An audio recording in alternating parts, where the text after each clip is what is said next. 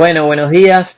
Esta vendría a ser la segunda clase de la cátedra de fraude y prevención de lavado de activos.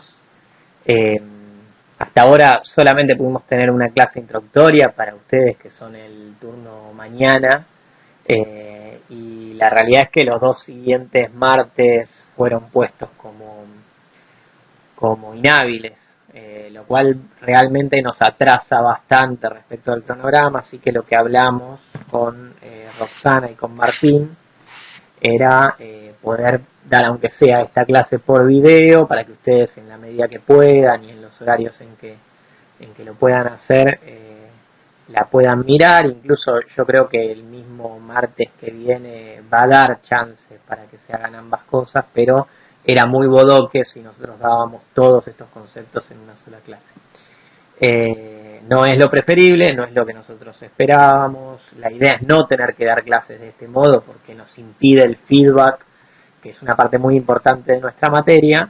Así que si todo sale bien, el martes que viene ya vamos a poder estar dando las clases como las estamos dando con el turno noche, es decir, mediante Zoom, en un aula virtual que nos permite justamente preguntas, respuestas y participación. Les voy a pedir, voy a tratar de ser lo más breve posible, lo más concreto posible, y trabajar sobre varios de los conceptos que hay. Todo esto está en PowerPoint que están subidos en el EVA, pero bueno, sí les voy a pedir que cualquier duda, cuestión en la que no sea claro, o que quede dando vueltas, se lo anoten en un papelito, y la clase que viene, al principio de la clase, yo voy a preguntar, o quien sea de los que demos la clase, vamos a preguntar si quedó alguna duda respecto a estos conceptos, para que, podamos avanzar con el cronograma y no quedarnos tan atrás. Insisto, son dos clases que estaríamos perdiendo en este marco. La clase que voy a dar hoy está expuesta en 3 PowerPoint subidos al EVA. Hay un PowerPoint que está en la modalidad, a ver que lo tengo acá abierto, en donde están las novedades. Hay un primer PowerPoint que es conceptos de la materia, que dice clase del 27 del 3 de 2020. Esto corresponde a la clase que se dio para el turno noche, pero es un PowerPoint que hay que tener en cuenta. Y después, en marco normativo nacional, que es la bolilla en la que estamos trabajando, hay dos PowerPoints, uno que dice clase 1 y otro que dice marco normativo nacional. Les pido por favor que peguen una chusmeada a estos PowerPoint, que los pasen, que los estudien y que nos pregunten las dudas que quedan. Nosotros vamos a trabajar sobre los conceptos generales de la materia que surgen de estos 3 PowerPoints, y obviamente vamos a saltear todo lo que tenía que ver con una cuestión más participativa, o de ejemplos, que bueno, es un poco más difícil hacerlo a la distancia. En cuanto a otra bibliografía complementaria, es imprescindible para esta materia en términos generales que ustedes se bajen la ley 25.246, 25.246, que es la ley de lavado de activos, que hace básicamente 3 cambios. Por un lado, en el artículo 20 regla quiénes son los sujetos obligados ante la UIF. Por el otro lado, crea la unidad de información financiera, que ahora vamos a trabajar sobre eso. Y como tercer punto, tipifica el delito de lavado de activos, es decir, lo hace delito. Algo que hasta entonces no era delito, solamente se juzgaba al narcotraficante por el narcotráfico o al tratante de personas por la trata de personas, y no por su posterior incorporación al sistema financiero. Bueno, ahora esto es un nuevo delito, lo vamos a ver, esto no se vuelvan locos, pero sí es importante para mí que tengan en cuenta buscar la ley 25.246 y leer específicamente el artículo 20, que es el que regla los sujetos obligados. Esta normativa la pueden buscar en la página de la UIF, uif.gov.ar, les sale, si no está en Argentina, en la página del Poder Ejecutivo Nacional, o directamente en infoleg.gov.ar, donde pueden buscar por número norma. Todas estas normas que yo les voy a decir están ahí, y en general las que nosotros veamos en la materia. Pero no dejen de buscar la ley 25.246. Otras normativas que vamos a trabajar es la resolución WIF número 134, que es la que habla de personas expuestas políticamente. Ya vamos a trabajar sobre este concepto. El decreto 918 de 2012, que establece los congelamientos administrativos en materia de financiamiento del terrorismo. También vamos a trabajar sobre este concepto de financiamiento del terrorismo.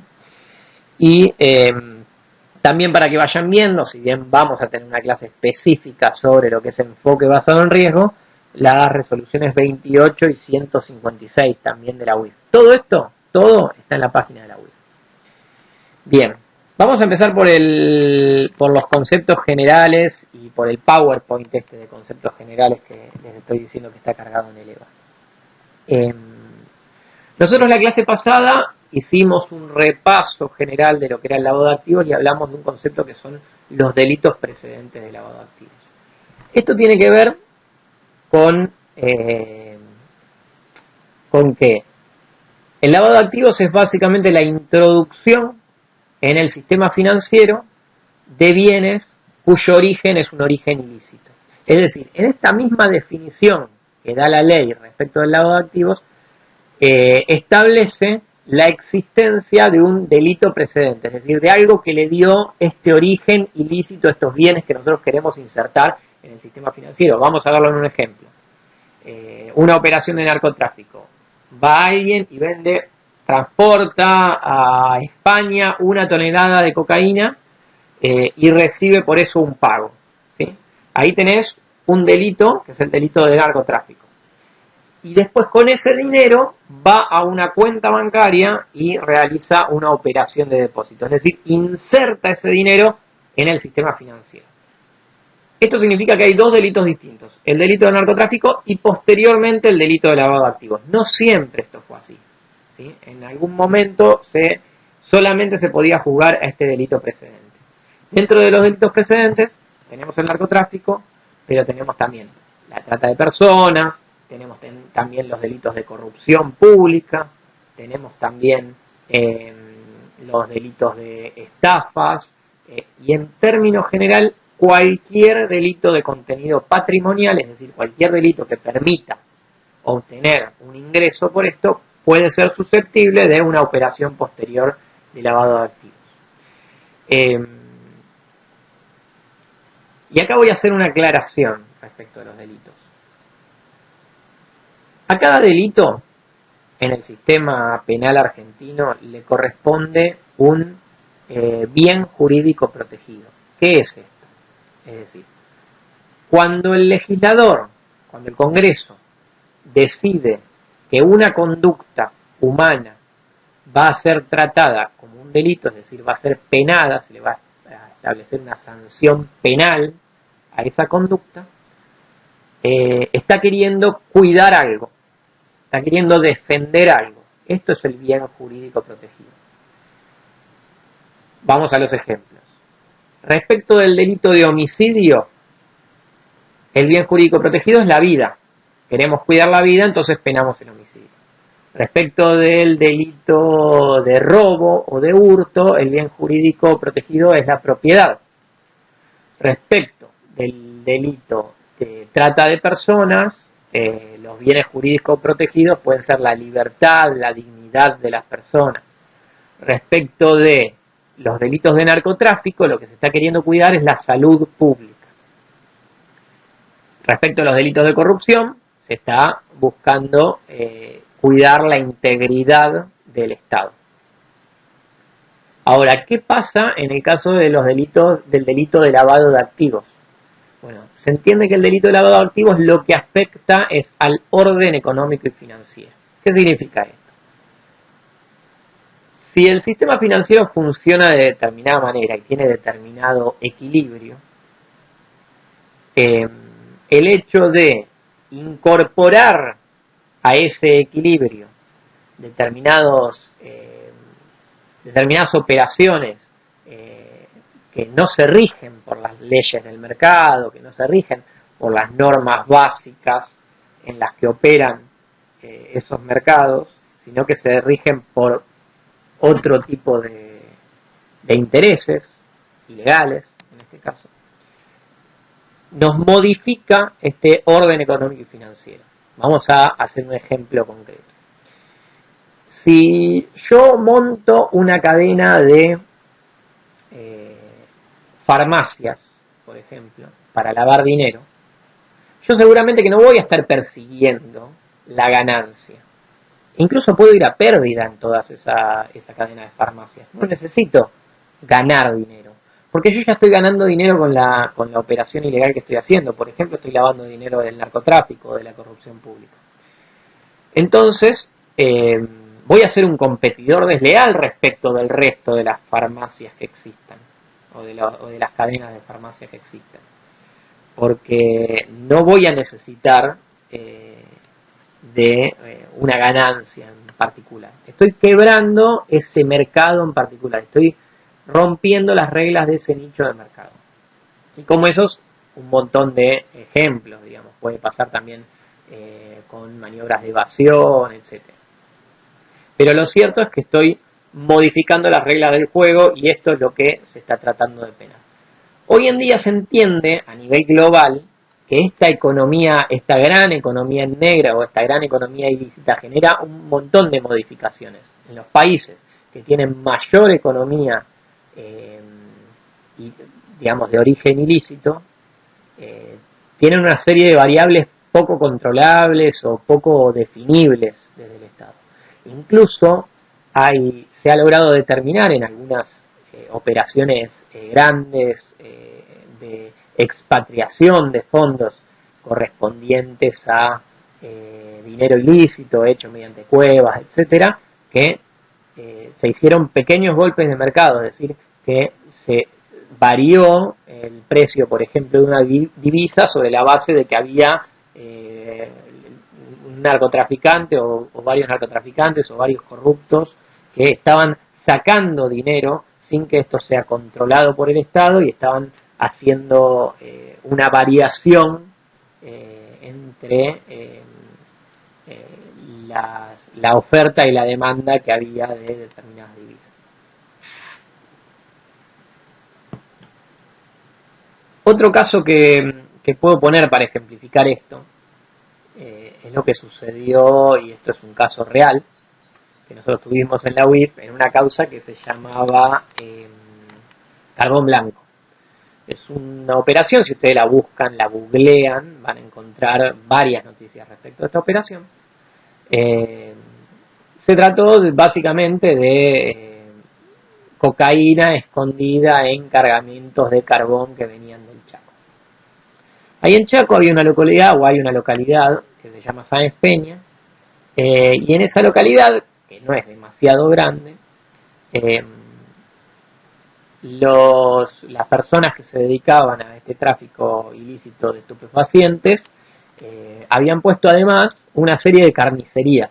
Y estas carnicerías efectivamente vendían el asado, el vacío, digamos, los distintos cortes de carne, muy barato, porque no necesitaban ganar con eso. Lo que estaban haciendo era poner justamente una cáscara vacía, una sociedad pantalla, ya vamos a trabajar este concepto también, en la cual les servía para blanquear este dinero de origen ilícito. Entonces, claro, lo que le pasó al resto de las carnicerías es que quebraron, y lo que le pasó a la gente es que la gente compraba efectivamente la carne mucho más barata. Por eso, cuando vino el Estado, allanó estos locales y los clausuró, hubo casi una pueblada en cuanto a que se acababa la carne barata. Pero esto es básicamente una variación en el mercado, una variación no prevista, no sostenida, no lógica. Obviamente la afectación no era el bolsillo de las personas que vivían ahí, la afectación era el orden económico y financiero, y los problemas que genera son mucho más macro.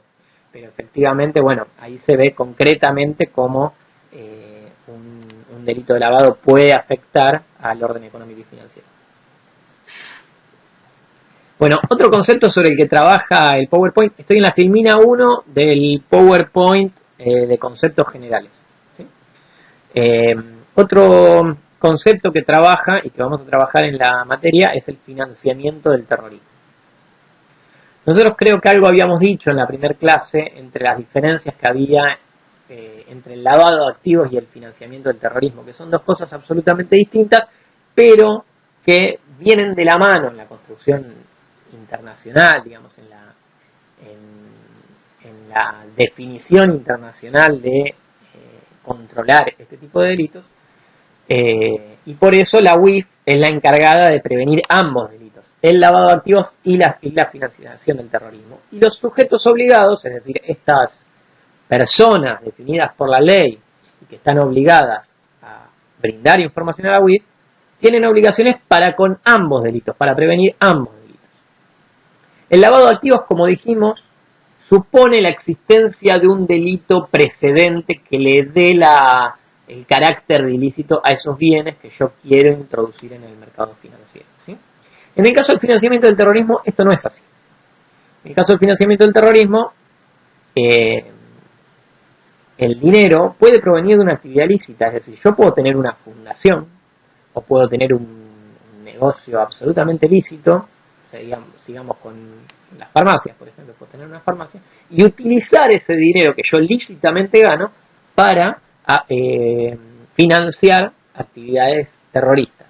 En este caso estoy cometiendo un delito absolutamente distinto que el lavado de activos. En un caso, el dinero proviene sí o sí de un delito, en el otro caso puede provenir de un delito o puede no provenir de un delito, ¿sí? A su vez hay otra diferencia que está vinculada con el tema de la urgencia, ¿sí? Cuando veamos la normativa específica sobre ambos delitos, vamos a ver que los delitos de financiamiento del terrorismo o las operaciones sospechosas de financiamiento del terrorismo deben ser notificadas a la UIF inmediatamente, con un plazo. Ya vamos a trabajar, no los quiero embarullar con números, pero sí la característica esta de la urgencia que tiene la cuestión del financiamiento del terrorismo. ¿Por qué? Porque justamente lo que se quiere evitar es que si hay una organización terrorista que está pensando en poner una bomba abajo del obelisco o en el Congreso o en el SubTV, lo puede hacer, es decir, congelar los fondos inmediatamente. Vamos a ver, hablamos ahí del decreto 918 de 2012, que es el decreto que le permite a la UIF congelar bienes de origen ilícito. En los hechos concretos es permitir congelar rápidamente esos bienes para que el atentado terrorista no se pueda producir.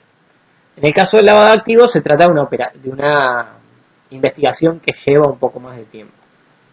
Pero bueno, básicamente entonces lo que hace la UIF es prevenir estos dos delitos, el delito de lavado de activos y el delito de financiamiento del terrorismo. Otro concepto sobre el que trabajar, ya algo dijimos, son los sujetos obligados. Respecto de los sujetos obligados, si no me equivoco, en el PowerPoint de clase 1 y 2, no, en el PowerPoint de marco normativo local tenemos un esquema que está en la filmina número 12, que habla de cómo es este sistema de supervisión y establece cuáles son o algunos de estos sujetos obligados. Insisto, lo que hay que hacer es entrar en la resolución, en la ley 25.246, en el artículo 20 y verlos, y ahí están listados. Sí voy a decir algunas características generales de estos sujetos obligados. La primera es a qué están obligados. Bueno, estos sujetos obligados están obligados, valga la redundancia, a cumplir una serie de requisitos generales, es decir, que le corresponden a toda esta categoría de sujetos obligados, y algunos especiales. Cada uno de ellos tiene una resolución de la UIF que dice cuáles son específicamente sus obligaciones. Vamos a hablar de algunas de las generales. La primera, la más importante, la más clara de estas obligaciones es la obligación de reportar.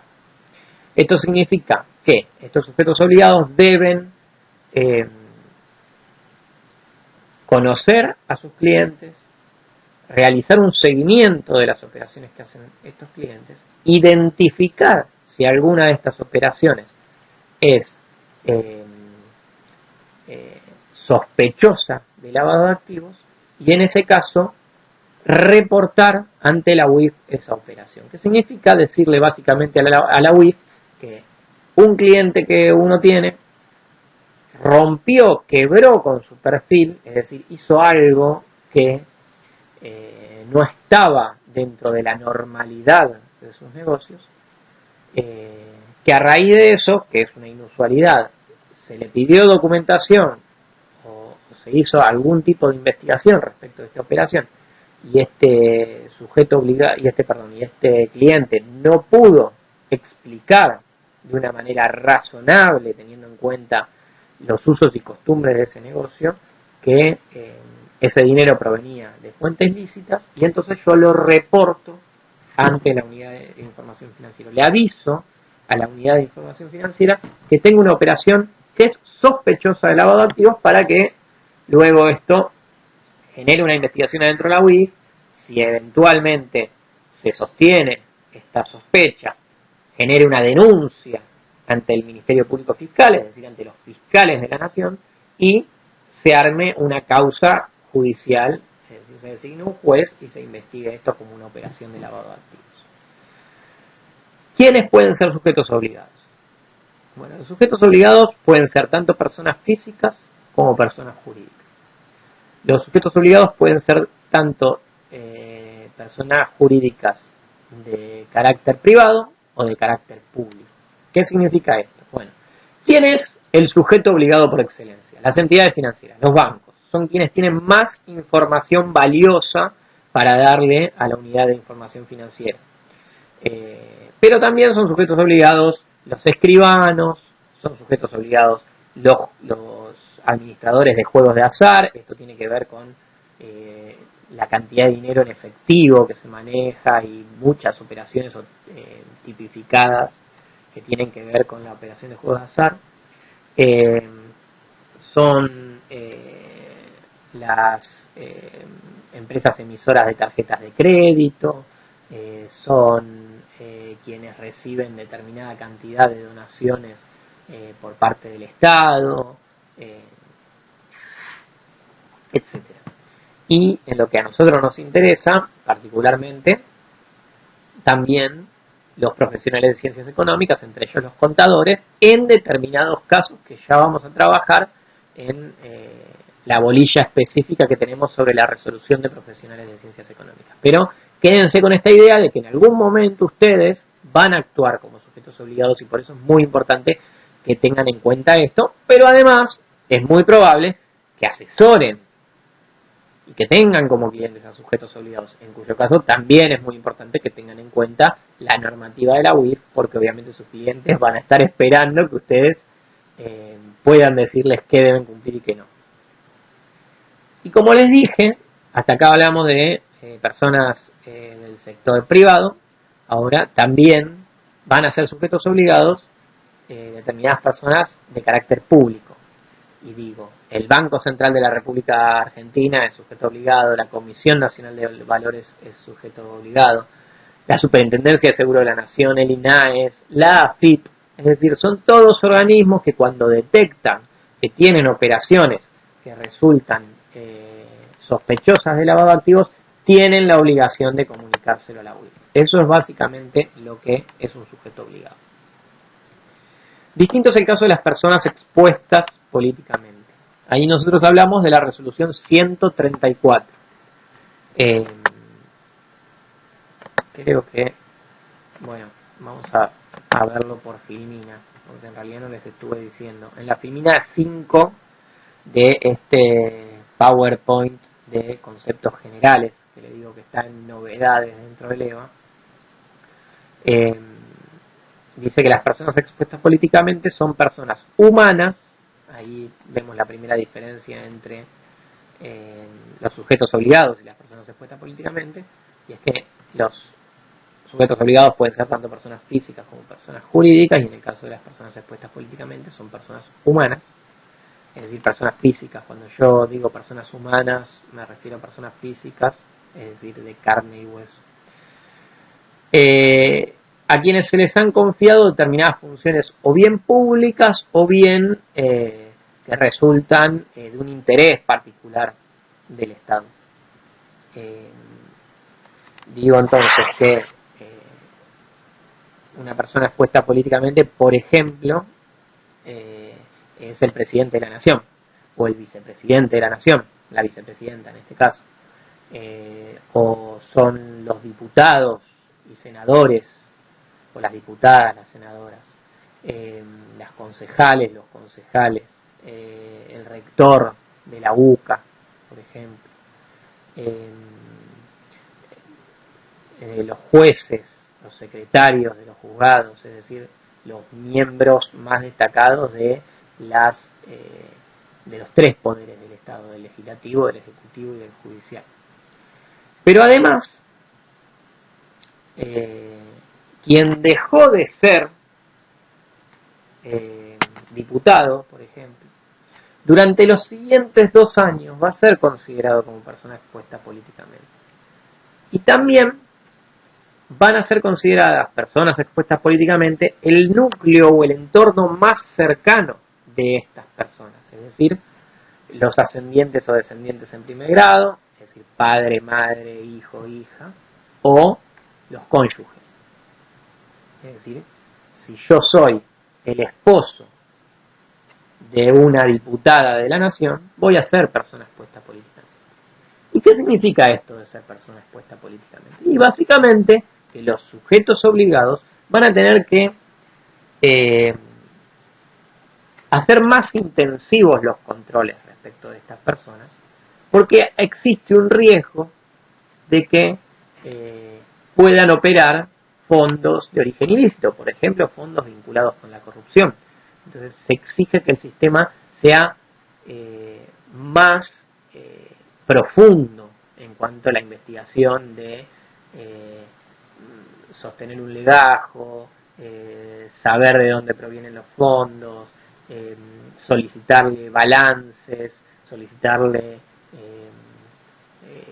lo que se llama una debida diligencia reforzada, es decir, mayor documentación que permita acreditar una operación, etc. Esto, véanlo en la resolución de la UIF número 134. Ahí están nuevamente listados uno a uno todas estas personas expuestas políticamente y cuáles son las obligaciones que los sujetos obligados tienen respecto de estas personas. Bueno, y por último yo les decía, respecto de este cuadro general de conceptos, yo les hablaba de la unidad de información financiera creada por esta ley 25246. Es decir, la ley 25246 hace 3 grandes cambios respecto de lo que sucedía hasta entonces. La ley 25246 es una ley del año 2000, que es modificada en el año 2011, ya vamos a ver esto. Pero básicamente hasta el año 2000 en este país no se juzgaba el lavado de activos, salvo en algunos casos particulares de narcotráfico. Había un inciso dentro de la ley de drogas, que es la ley 23737, no nos importa, pero en términos generales no había un concepto de lavado de activos. Y esta ley viene a hacer 3 grandes cambios. El primero, crea o tipifica, constituye como delito el lavado de activos. El segundo gran cambio es que crea a la unidad de información financiera para que prevenga este nuevo delito de lavado de activos. Y el tercer gran cambio es que establece en este artículo 20, que tanto he dicho, quiénes son los sujetos obligados que deben darle información a la unidad de información financiera. Esta unidad de información financiera tiene una serie de facultades. Para verlas más en detenimiento, yo iría al PowerPoint de marco normativo local. en la filmina número 8, ahí se establece cuáles son las funciones que tiene la unidad de información financiera por ley 25246 del año 2000. Las funciones son el análisis de estas operaciones, es decir, la UIF es una oficina que recibe información de los distintos sujetos obligados y la analiza. ¿Sí? Ahí tiene la primera función, que es la función de análisis. Tiene otra función que es la regulación, que es algo así como dictar las normas que regulan a cada uno de los sectores. Va a decir cómo se debe regular el sistema de juegos de azar, cómo se debe regular el sistema bancario, etcétera, en materia de prevención de lavado de activos. ¿Qué información tengo que pedir en el legajo? ¿Cómo tengo que proceder cuando tengo una inusualidad? ¿Qué tipo de monitoreos tengo que hacer?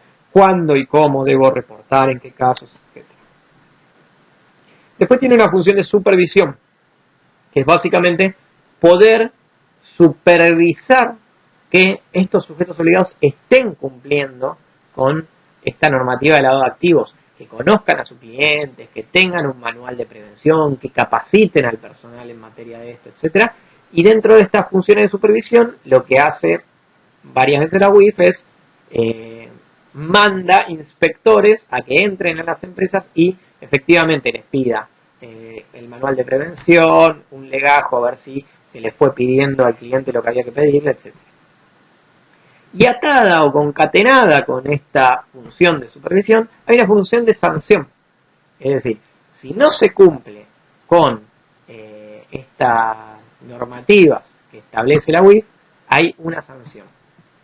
Yo siempre digo, y esto tómenlo absolutamente con pinzas, es solo para entender las funciones de la UIF, que tiene una función legislativa, una función ejecutiva y una función judicial. ¿Se acuerdan de esta tríada de Montesquieu que estudiaron seguramente en instrucción cívica? No sé cómo se llama en la generación de ustedes, pero básicamente de cómo se compone el Estado en un poder ejecutivo, un poder legislativo y un poder judicial. Bueno, si tiene una función de regulación, tiene una función de legislar. Obviamente no es una ley, es una regulación, es administrativa, pero es una función de regular determinado mercado. Si tiene una función de supervisión, esto es una función ejecutiva, es decir, puede ir, puede controlar, puede pedir, algo así como un poder de policía, lo que se llama un poder de policía. Puede ir y puede pedir el cumplimiento de estas normas. Y por el otro lado tiene una facultad sancionatoria, es decir, puede imponerle una multa a un sujeto obligado que no cumple. Por eso digo esto de la tríada de Montesquieu. Y además tiene otras funciones, la que a mí particularmente me resulta más importante y a Martín también es la de querellar, porque nosotros trabajamos en lo que es el área de litigios penales, es decir, cuando se forma una causa de lavado de activos, la UIF puede presentarse como parte en esa causa a acusar conjuntamente con el fiscal a quien está lavando dinero de origen ilícito. Es decir, no es solo la prevención del lavado de activos, sino también la represión del lavado de activos. Y otra función que también surge de este cuadro es el congelamiento administrativo de fondos. Y acá voy a hacer una mención a algo que dije al principio, que es la normativa del decreto 918 de 2012. El decreto 918 de 2012 le permite a la UIF congelar fondos administrativamente que puedan resultar, o que haya una sospecha de que resultan fondos que estén financiando o estén dispuestos para financiar una actividad terrorista. ¿Por qué es esto? Porque cuando se está por cometer un hecho de terrorismo internacional, no podemos esperar a armar una causa judicial, darle traslado al fiscal, que el fiscal notifique al juez, que el juez dicte una medida, que entonces este juez le libre un oficio al banco para que el banco congele y embargue esos fondos y entonces la operación no se puede hacer. Porque los hechos concretos, para que pase todo esto, va a pasar mínimo una semana, mínimo. En el caso del congelamiento de fondos, el sistema es absolutamente online. Hay un sujeto obligado que determina que alguien que, por ejemplo, está en un listado internacional o en un listado nacional de terroristas, está moviendo una gran suma de dinero, entonces sospecha que esto puede ser para una operación de financiamiento del terrorismo y le notifica inmediatamente y por vía mail online a la UIF de esta operación. Y la UIF dicta una resolución, investiga someramente quién es esta persona, que efectivamente está en un listado de terrorismo, que esa operación efectivamente no tiene otra explicación, etcétera, y dicta una norma de congelamiento administrativo. Y se lo pone en conocimiento al sujeto obligado, que el sujeto obligado bloquea la cuenta. ¿Sí? Obviamente esto es una intromisión, si se quiere, dentro de un derecho constitucional, que es el derecho a la propiedad. Y se hace sin orden de un juez, que es la norma general para poder dictar medidas cautelares. Es por ello que, para que no haya un perjuicio o una afectación a una garantía constitucional, se establece que cuando hay un congelamiento de fondos como este que estoy diciendo, la UIF le notifique inmediatamente a un juez federal para que éste ratifique, rectifique o revoque la medida. Es decir, se entienden las palabras, ratifique.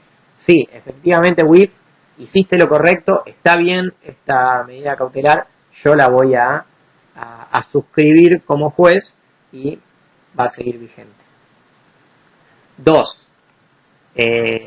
Rectifique, diga, bueno, vos congelaste todos los bienes de esta persona, pero la cuenta tanto es la que efectivamente estaba por utilizar para esto, entonces voy a modificar, o por ejemplo la dictaste por un plazo que a mí me parece que es excesivo, entonces voy a modificar, voy a rectificar esta resolución, o finalmente revocarla. No UIF, acá no hay sospecha de financiamiento del terrorismo, te equivocaste, la revoco.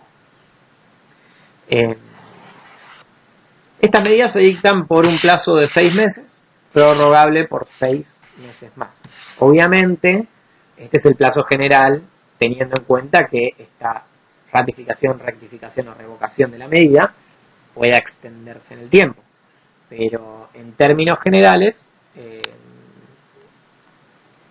digamos, esto va a ir a un juez y el juez en el momento, antes de que pasen los 6 meses, va a poder decidir si esta medida sigue vigente o no sigue vigente.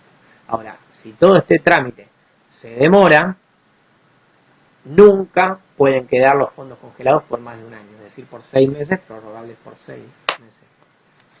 Bueno, esto un poco lo de las funciones de la UIF, ¿sí? Y por último, volví no los quiero marear con el tema de los PowerPoints, pero volví al PowerPoint de los conceptos generales, que está en el EVA en novedades, y estoy en la Filmina 7. La Filmina 7 habla del Grupo de Acción Financiera Internacional. Yo les decía que la UIF era la encargada de prevenir el lavado de activos a nivel nacional, y les decía también que había una ley, que era la ley 25246, que creó esta UIF.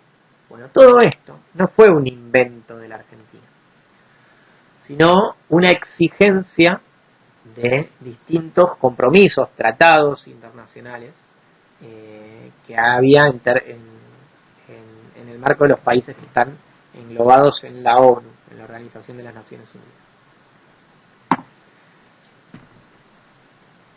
La ONU crea lo que se llama el GAFI, el Grupo de Acción Financiera Internacional, es decir, un conjunto de organismos, es decir, es un organismo intergubernamental, es decir, compuesto por determinados países y además por otras organizaciones internacionales que nuclea a todas estas WIF del mundo, es decir, cada país tiene una WIF distinta que se dedica a esto, a prevenir el lavado de activos, de manera de poder coordinar la política internacional en materia de lavado de activos. ¿Por qué? Porque cuando nosotros hablamos de delitos de lavado de activos, estamos hablando de delitos transnacionales. Es decir, no se pueden juzgar solamente en un país, sino que es necesario investigarlos globalmente. ¿Por qué? Si yo hago una investigación de narcotráfico, digamos, o de lavado proveniente del narcotráfico, lo más probable es que yo me encuentre con que ese dinero, con que la cocaína vino de, digamos, México, Colombia, Perú, y era para ser vendida a España, Portugal, Holanda, y Argentina era un país de tránsito. Este es un caso típico de lavado de activos. No es el único, no estoy diciendo que solamente ese sea el lugar que tenemos dentro del lavado de activos, pero es un caso típico. ¿Cómo hago para juzgar esto si yo no tengo la información del país que envía la cocaína, ni tengo la función del país que la recibió en última instancia? Porque además, atrás de esta cocaína que va en ese circuito, hay un dinero que viene en el circuito inverso y que seguramente que se está lavando. Entonces, seguramente que yo voy a tener transferencias hacia cuentas offshore y voy a necesitar esa información para poder juzgar. Es decir, no hay modo de investigar un delito de lavado de activos o un delito transnacional en términos generales si no es mediante una organización de los distintos estados, que sean capaces de transferir información que tienen, transferir estas investigaciones y además establecer sistemas para prevenir, es decir, para poder detectar estas operaciones de lavado de activos.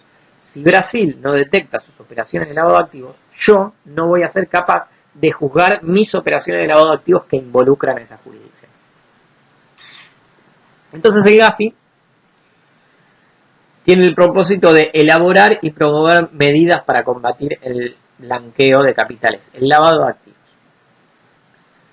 1. Busca promover la aprobación de estándares para la prevención del lavado de activos y financiamiento del terrorismo. ¿Qué son estos estándares? En términos generales, el modo en el que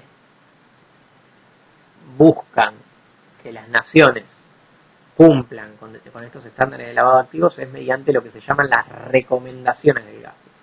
¿Qué es una recomendación del GAFI? A diferencia de las normativas que nosotros veníamos trabajando, la ley 2546, la resolución de la UIF, etc., estas son obligatorias. Las recomendaciones no son obligatorias, son simplemente recomendaciones. El GAFI recomienda a los distintos estados que, por ejemplo, tengan un enfoque basado en riesgo, congelen administrativamente los fondos provenientes del financiamiento del terrorismo,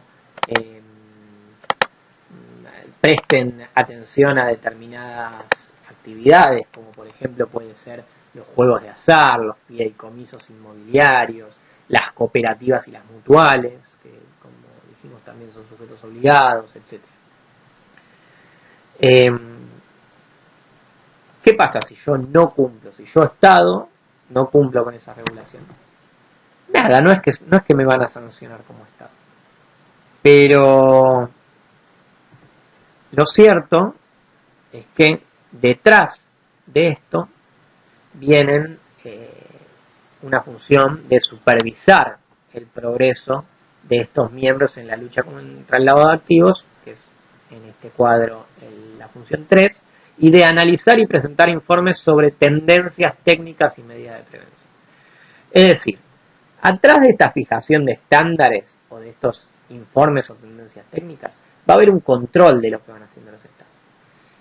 Y en el caso en el que entienda el GAFI que uno no cumple con los estándares mínimos en materia de prevención de lavado de activos, lo va a poner en lo que se llama una lista gris, o una lista roja, o una lista negra.